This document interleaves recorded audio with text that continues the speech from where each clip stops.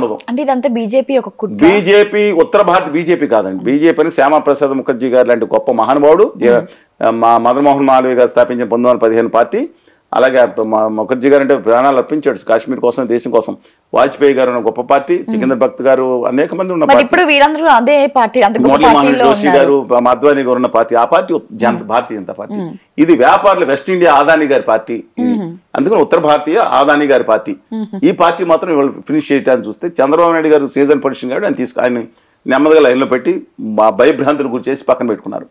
ఇక ఆ party finish చేయడం కష్టం కాబట్టి జగన్మోహన్ రెడ్డి గారి మీద పడ్డారు. ఈయన అమాయక చక్రవర్తి. నేను 10 సార్లు చెప్పాను, లాస్ట్ టైం చెప్పా, మిమ్మల్ని మీరు ఆనందిస్తా ఉన్నారు. ఆ రోజు ఎల్వి సుబ్రహ్మణ్యం గారిని, ద్వివేది గారిని, ఆర్ కృష్ణ, చాలా మందిని దింపి చంద్రబాబు నాయుడు గారు తన ముఖ్యమంత్రి ఉండగా తన సెక్రటరీ తనే నేల మీద కూర్చుని ధర్నా చేసే దౌర్భాగ్య పరిస్థితులు కల్పించింది కేంద్ర ప్రభుత్వంలో ఉన్న ఉత్తర భారతీయ జనతా పార్టీ. మీరు ఆనందిస్తున్నారు, రేపొద్దున మీకు ఇదే పరిస్థితి వస్తుంది. జగన్మోహన్ రెడ్డి గారు గుర్తుంచుకోండి, ఉత్తర భారతీయ జనతా పార్టీ ఆడే కుట్రలో భాగం కావద్దు. మీలో మీకు గొడవలు పెట్టేశారు, సైకో శాడిస్టులను గొడవలు పెట్టి తీర్చుకుంటున్నారు, కసి తీర్చుకుంటున్నారు. నా తెలుగు జాతిని తన బానిసలుగా చేయదలుచుకున్నారు. జగన్మోహన్ రెడ్డి గారు డూయింగ్ ఏ మిస్టేక్ అని చెప్పాను. ఒప్పుకోలేదు. చంద్రబాబు నాయుడు గారు అరెస్ట్ కూడా ఒకటి అదే పాత్రలో తన ఆనందాన్ని చూసుకోవడానికి బీజేపీ వాళ్ళు దాంట్లో చేశారా లేదని కాలం చెప్తుంది. I'm not here to confirm everything. But ఇవాళ ఏం జరుగుతుంది, వైఎస్ఆర్ కాంగ్రెస్ పార్టీని ఫినిష్ చేయడానికి వాళ్ళు మిగతా వాళ్ళని 11 మంది, ఇవాళ 15 మంది ఎంపీలు ఉన్నారు, 11 మంది ఎమ్మెల్యేలు ఉండొచ్చండి, 39 మంది 40 మంది ఎమ్మెల్సీలు ఉన్నారు వాళ్ళ వైఎస్ఆర్ కాంగ్రెస్ పార్టీకి. ఇవాళ తెలుగుదేశం పార్టీలో 5 పార్లమెంట్ సభ్యులు 4 ఎత్తుకుపోయిన విధంగా ఇవాళ గద్దలా కాల్చుని కూర్చుంది ఉత్తర భారతీయ జనతా పార్టీ. వినయంగా తను కూర్చొని తన శక్తినంతా తీసుకెళ్లి బీజేపీ దగ్గర తాకట్టు పెట్టిన, రాష్ట్ర ప్రయోజనాలే పక్కన పెట్టిన జగన్మోహన్ రెడ్డి గారిని స్పేర్ చేయలేదు. చంద్రబాబు నాయుడు గారు 4 సంవత్సరాలు ఎంత విధేయంగా ఉన్నారు జగన్ రాష్ట్రం కోసం, తన అమరావతి కోసం కేంద్ర ప్రభుత్వం దగ్గర స్పేర్ చేయలేదు. ఇవాళ ఆయన్ని తగ్గించేసి ఆయనకి కాంగ్రెస్కి సగం ఓట్లు పంచేటట్టు చేసుకుని తర్వాత తెలుగుదేశం పార్టీని చేయడానికి కూడా సిద్ధపడుతుందండి. దయచేసి ప్రతి ఒక్కరికి తెలిసింది, ఉత్తర భారతీయ జనతా పార్టీని నమ్మొద్దని చెప్తున్నాను. ఆ కుట్రలో దయచేసి భాగం కావద్దని ఇవాళ రైట్ టైం వచ్చింది, కేంద్రంలో తమ మీద ఆధారపడి వచ్చింది, రేపొద్దున బ్యాకప్ పెట్టుకుంటున్నారు. ఆ లోపే దయచేసి చంద్రబాబు నాయుడు గారు ఆయనకి ఇవాళ ప్రమాణ స్వీకారం చేయబోతున్న సందర్భంలో కూడా ఖచ్చితంగా శుభాభినందన తెలుపుతున్నాను. మన రాష్ట్రం కోసం ఒక ముఖ్యమంత్రిగా 164 స్థానాలు సునామీతో వచ్చిన వారికి, అలాగే అండగా ఉన్న కళ్యాణ్ బాబు గారికి, అలాగే మంత్రివర్గంలో ప్రమాణ స్వీకారం చేయబోయే అందరికీ కూడా నేను శుభాభినందన తెలుపుతున్నాను. మంచి జరగాలని కోరుకుంటున్నాను. 6 దాని గురించి కూడా మాట్లాడదాం, కేంద్ర మంత్రి గురించి. ఇవాళ చాలా జాగ్రత్తగా ఉండాలని చెప్పి మాత్రం కోరుకుంటున్నాను. ఇప్పుడే రైట్ టైం. 4 రోజులు అయితే మీరు సాధించుకునేది కష్టం అవుతుంది. ఇప్పుడు రైట్ టైం కాబట్టి సాధించుకోమని చెప్పి మై హంబుల్ రిక్వెస్ట్ వినయంగా వారిని అడుగుతా ఉన్నాను. సార్, గతంలో మేనిఫెస్టోలో హామీలు చాలా తక్కువ, ఇప్పుడుతో పోల్చుకుంటే ఇప్పుడు చాలా ఎక్కువగానే ఇచ్చారు గతంతో పోల్చుకుంటే. సో మరి అవన్నీ నెరవేరుస్తారా? అది సాధ్యమేనా? పార్టీగతంగా మాట్లాడుకోవాలి. కొంతమంది బాధలు అవుతాయి, మనోభావాలు, వీళ్ళ మనోభావాలు దెబ్బతింటూ ఉంటాయి. ఎన్నిసార్లు నాకు ఎంఐఎం పార్టీ, సిపిఐకి, సిపిఎంకి, కాంగ్రెస్కి, తెలంగాణ రాష్ట్రానికి, తెలుగుదేశానికి, వైకాపాకి, డిఎంకేకి అన్నిటికీ ముడి పెట్టారు. ఇక రిపబ్లికన్ పార్టీ, డెమోక్రాటిక్ అమెరికాల పార్టీలు పెట్టారు దిక్కుమాల బ్యాచ్లు. ఒకటి చెప్తా ఉన్నాను, హామీలు అమలప్పుడు చంద్రబాబు నాయుడు గారు ఏమన్నారండి, ఈ 13,000 ఇస్తేనే, లేకపోతే వాలంటీర్కి 5,000 ఇస్తేనే, లేదంటే ఏదైనా కానీ ఏదైనా చెప్పని ఈ ఫ్రీలు ఇస్తూ ఉంటే శ్రీలంక అయిపోతుందని చెప్పి, వెంజువల్ అయిపోతుందని అందరూ అన్నారు కదా. వాలంటీర్లకు జగన్మోహన్ రెడ్డి గారు రూపాయి పెంచారా? 100% పెంచింది కూటమి హామీ. కానీ ఇప్పుడు కట్ చేసేస్తారు. దాన్ని స్ట్రీమ్ లైన్ చేసి చాలామంది తీసేసే అవకాశం కనపడతా ఉంది.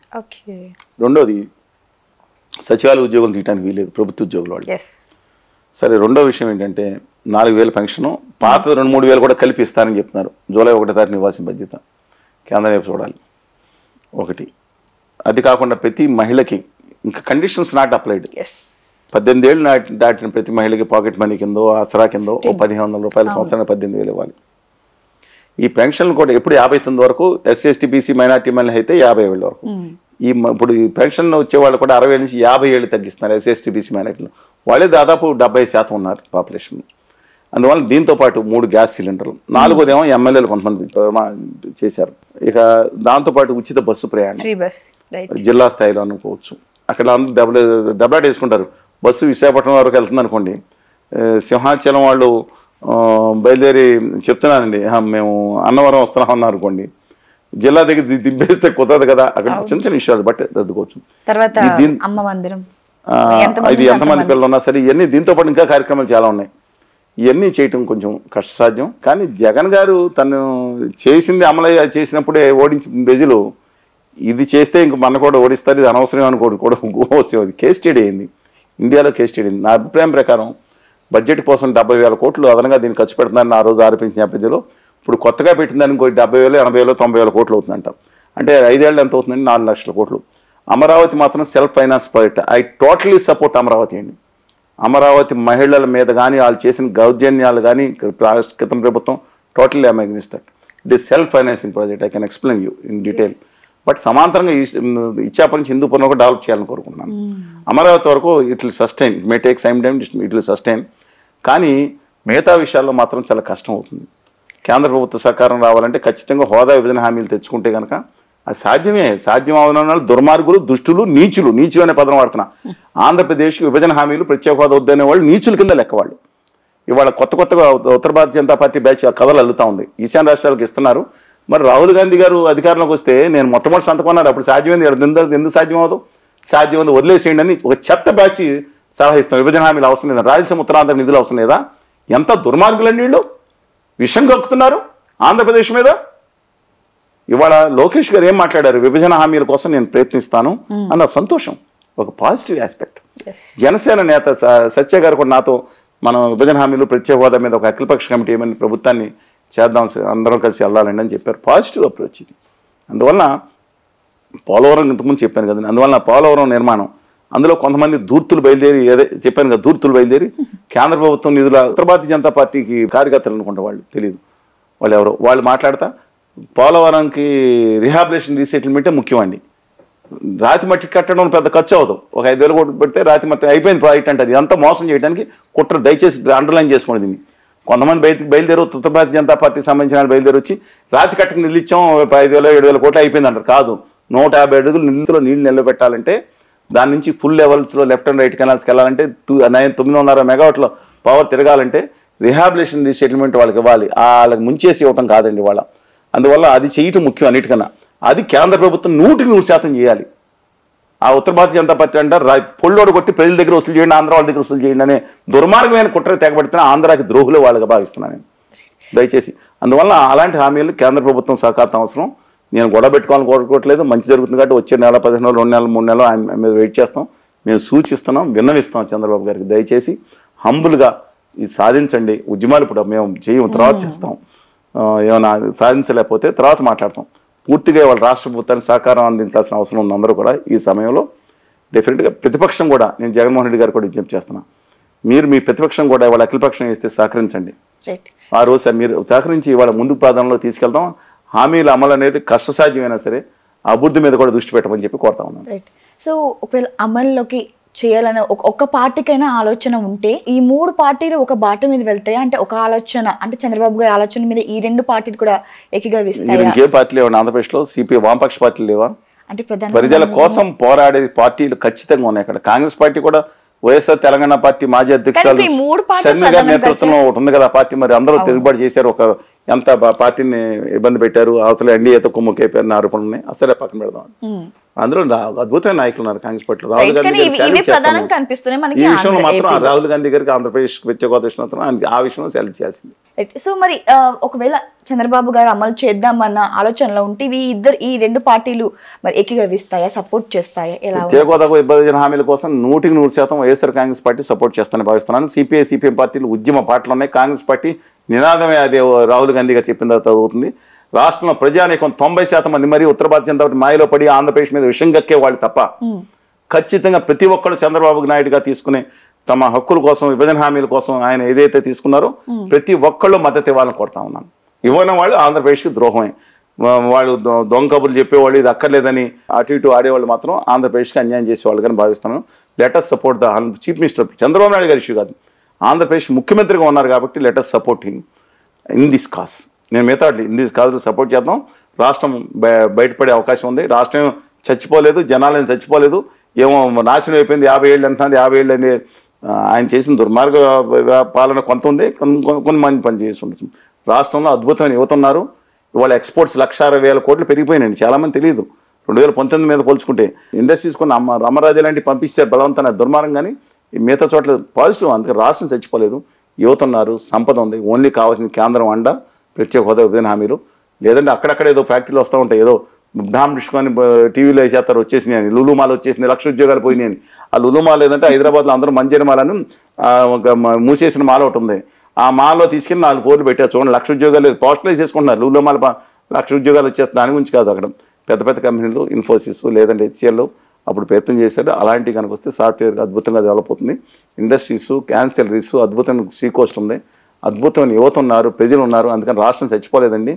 ఏమో అది శ్మశానం నుంచి నిలబడ్డ అలానే మాట్లాడద్దు. ఆంధ్రప్రదేశ్ శ్మశానం అనేవాళ్ళు ఆంధ్రప్రదేశ్ ద్రోహులు. అప్పుడు అమరావతి అన్నారు కదా కొంత చెత్త ఫెలోస్. అందువల్ల దయచేసి ఆంధ్రప్రదేశ్ని ఎప్పుడు అనొద్దు. జీవం ఉన్న ప్రాంతం కాకపోతే అన్యాయం చేసింది కేంద్రం, దాన్ని ఆదుకోవాలనుకో. టీడీపీకి సొంతంగానే ఒక మ్యాజిక్ ఫిగర్ ఉంది కాబట్టి జనసేన, బీజేపీ చంద్రబాబు అడిగిన పని చేస్తారా? తెలుగుదేశం పార్టీకి సింగిల్ లార్జెస్ట్ పార్టీగా కాకుండా అబ్సల్యూట్ మెజార్టీ ఉంది, 2/3 మెజార్టీ ఉంది. 2/3 మెజార్టీ అంటారు దానికి. సవరణ ఏ చేయాలన్నా 2/3 మెజార్టీతో చేసే వాళ్ళకు ఉంది. అందుకని వాళ్ళు చేయొచ్చు. బట్ కళ్యాణ్ గారు కూడా అర్థం చేసుకుంటారు అనుకుంటున్నాను. ఎందుకంటే ఆయన పట్ల రాష్ట్రంలో ప్రజలకు ఏదో ఒకటి చేయాలనే ఒక మంచి తపనను వ్యక్తిగానే భావిస్తానని. కానీ దిక్కుమాలిన అడ్వైజర్లు ఎవరున్నారు? ఉత్తర భారతీయ జనతా పార్టీ ఢిల్లీ బ్యాచ్ ఆయన మైండ్ పొల్యూట్ చేయడానికి చూస్తున్నారు. ఆంధ్రప్రదేశ్కి పాచిపనులు ఇచ్చి నమ్మక ద్రోహం నైవంచం చేశారు. మేము ఉద్యమం ఆ రోజు చేసాం, అంతకుమించి ఉధృతంగా 2019 తర్వాత చేసిన మేజర్మెంట్ చూపించలేదు. అందువల్ల వారు ఆ రోజు పాచిపనులు అడ్డానికి ఇంకా ఆయన చెప్పిన కాడి నుంచి 2016 అక్టోబర్ నవంబర్ నుంచి ఇంకా మోసం చేశారు. కేంద్ర ప్రభుత్వం నైవంచం చేశారు, ఆయసముద్ర ద్రోహం చేశారు. పోలవరం ప్రాజెక్టులకి వాళ్ళు ఇవ్వలేదు, ఇస్తే మనం ఖర్చు పెట్టిన నిధులు ఇవ్వలేదు. వాళ్ళు ఇస్తే చంద్రబాబు నాయుడు గారు దోసేసుకున్నారు, జగన్ గారు దోసేసుకున్నారని కాదు కదండి. వాళ్ళు ఇస్తే దోసేసుకుంటారా? దోసేసుకుంటే లెక్కలు తీయమనండి. అద్భుతంగా జరుగుతుంది, కేంద్ర ప్రభుత్వం చెప్తుంది. అందువల్ల దయచేసి కళ్యాణ్ బాబు గారు కూడా పాజిటివ్గా తీసుకుని కేంద్రం చేసే మోసాల మీద, అన్యాయం మీద, చేసిన అన్యాయాలని 9 ఏళ్ల నుంచి ప్రధాన బడ్జెట్లో పెట్టిన మోసాన్ని సవరించాలని, రాయలసీమ ఉత్తరాంధ్ర న్యాయం చేయాలని, రిహాబిలిటేషన్ రీసెటిల్మెంట్ పూర్తిగా రూపాయికి 100% కేంద్ర ప్రభుత్వం సాధించాలని, అమరావతి నిర్మాణానికి సహకరించాలని ఇవన్నీ కోరదాం. బట్ ఆయన కూడా పాజిటివ్గా, ఎందుకంటే పాజిటివ్ యాటిట్యూడ్ అని మనిషిగానే భావిస్తున్నాను. ఆయన కేంద్రంలో ఉండే కొంతమంది మాత్రం ఆయన మైండ్ పొల్యూట్ చేయడానికి చూస్తున్నారు. తెలుగు ప్రజల ఆత్మగౌరవాన్ని తాకట్టు పెట్టే విధంగా ఆయన వ్యవహరించని ఖచ్చితంగా నమ్ముతున్నాను. అలాగే వైఎస్ఆర్ కాంగ్రెస్ పార్టీ కూడా చెప్పాను, ఇప్పుడు సహకరించకపోతే వాళ్ళు ద్రోహులైపోతారు. ఇదేది చంద్రబాబు నాయుడు గారికి అంటున్నారు. ఈ ఉద్యమంలో కేంద్రంలో నిలదీసే దాంట్లో వాళ్ళు చంద్రబాబు నాయుడు గారు మాకు కావాలని చేస్తే, అఖిలపక్ష కమిటీ ఇస్తే ఖచ్చితంగా వాళ్ళు రావాలి. ఇంతకుముందు చెప్పారు కదా, మీరు వేయలేదు. ఇంతకుముందు చంద్రబాబు నాయుడు గారిని అడిగితే ఆఖరిలో వేసాం, అప్పుడు రాలేదు వీళ్ళు వామపక్ష పడ్డాన్ని. లెటర్స్ వెయిట్ అండ్ చేయండి. హోప్ ఒకరి మీద ఒకరు బూతులు తిట్టుకుంటే ఇప్పటికన్నా మానేసేమని చెప్తున్నాను. కక్షాదిం చర్యలకి నేనన్నా అన్యాయం చేసిన వాళ్ళ మీద, వ్యక్తుల మీద, అంతబాబు గారుల మీద ఉర్లమని నేను అంటలేదు. కానీ ఒక కక్షాదిం చర్యలుగా రాష్ట్రాన్ని మాత్రం దాని విధంగా చేయొద్దు. భౌతిక దాడులు అనేది ఆ రోజు చేశారని చెప్తున్నా, నీచ నికృష్టులు చేస్తారు. భౌతిక దాడులు ఆ రోజున ఈ రోజున చేసిన భౌతిక దాడులు చేసి కులాలని, మతాలని అడ్డం పెట్టుకునే నీచ సంస్కృతికి మాత్రం దయచేసి తెర తీయొద్దని అన్ని రాజకీయ పార్టీలకి, ముఖ్యంగా అంటే వామపక్ష పార్టీలు అలా చేయలేండి, మిగతా అన్ని రాజకీయ పార్టీలకి డ్యూ రెస్పెక్ట్ టు దెమ్ నేను సవినయంగా మనం చేస్తా ఉన్నాను. రాష్ట్రం చాలా ఇబ్బంది జరిగింది, లీగల్గా చర్య తీసుకుంటాం వేరు, కానీ ఇలాంటి భౌతిక దాడులకు మాత్రం పాల్పడద్దు. చావలేని చచ్చిన వాళ్ళే ఒక భౌతిక దాడులు పెట్టి దాన్ని నాటకం ఆడతాను చూస్తారు. దయచేసి ఆ పని చేయొద్దు అనుకోండి. సో బీజేపీతో పొత్తు పెట్టుకోవడం చాలా నష్టపోయినని చెప్పిన పవన్ కళ్యాణ్ 21 సీట్లు గెలిచినా కూడా కేంద్ర క్యాబినెట్లో ఎందుకని మరి చోటు దక్కించుకోలేకపోయారు? మీరు రాంగ్ నెంబర్ డైల్ చేశారు. వారి నెంబర్ నాది, మీరు వారితో మాట్లాడే విషయాలు నా విషయాలు కాదండి. కొంతమంది ఆంధ్రప్రదేశ్ వ్యతిరేకులు ఒక్క మాటలు నమ్మి ఆయన ఉత్తర భారతీయ జనతా పార్టీతో పొత్తు పెట్టించారని ఇప్పటికే నమ్ముతున్నా. ఇవాళ ఎలాంటి పదే చెప్తున్నాను, మొత్తం 80% ఓట్లు వచ్చాయి. 174 సీట్లు నెగ్గేవారు ఉత్తర భారతీయ జనతా పార్టీ. ధైర్యంగా 25కి 25 పార్లమెంట్ సీట్లు వచ్చిందాక మీకు చెప్పాను. కష్టంగా రాజంపేట, అరకు, కడప, తర్వాత తిరుపతి అయితే 2,05,000 క్రాస్ అయిందని స్పష్టంగా వివరాలతో ఆధారాలు ఇచ్చాను. అందువల్ల అవుట్ రేట్గా ఉండేది. అసలు బీజేపీ కనుక లేకుండా ఉంటే 80% ప్రజలు వచ్చేవారు. అవి చీఫ్ సెక్రటరీ కాదు, జగన్ గారు 500 రకాల ఆర్మీలు దింపినా సరే ఎట్టి పరిస్థితులు ఉపయోగం ఉండేది కదా. ఆయన కూడా అర్థమై ఉంటుందండి. అందువల్ల ఇవాళ మెజార్టీ ఓట్లు బైరాటీ ఓట్లు పడినాయి ఆయనకి. అందువల్ల లెటర్స్ వెయిట్ అండి. బట్ జగన్ ఒకటే, మాంజీ గారికి హిందుస్థాన్ వికాస్ మంచి పార్టీకి ఒకే ఒక సీట్ ఉంది. ఆయన కేంద్ర మంత్రి క్యాబినెట్ హోదా ఇచ్చారు. జేడీఎస్కి 2 ఉన్నాయి. ఆయనకి ముఖ్యమైన పరిశ్రమల శాఖ ఇచ్చారు. కళ్యాణ్ బాబు గారికి 2 ఉన్నాయి. అందులో బాలసారు గారు సీనియర్ మోస్ట్. ఎందుకో లేదు నాకు తెలియదు, వారిని అడగాలి. వారిని నమ్మి వారు ప్రగాఢంగా విశ్వసించి మోడీ గారి కాళ్ళకి నమస్కారం పెడుతున్నారు కాబట్టి వారిని అడగాలి. ఆయన ఏం కాదు. Welcome to the world of opportunities. where dreams meet reality. At Sun International Institute of Tourism and Management, we pride ourselves on being a world-class institution dedicated to nurturing talent and shaping careers. Sun International, Hyderabad, Visakhapatnam.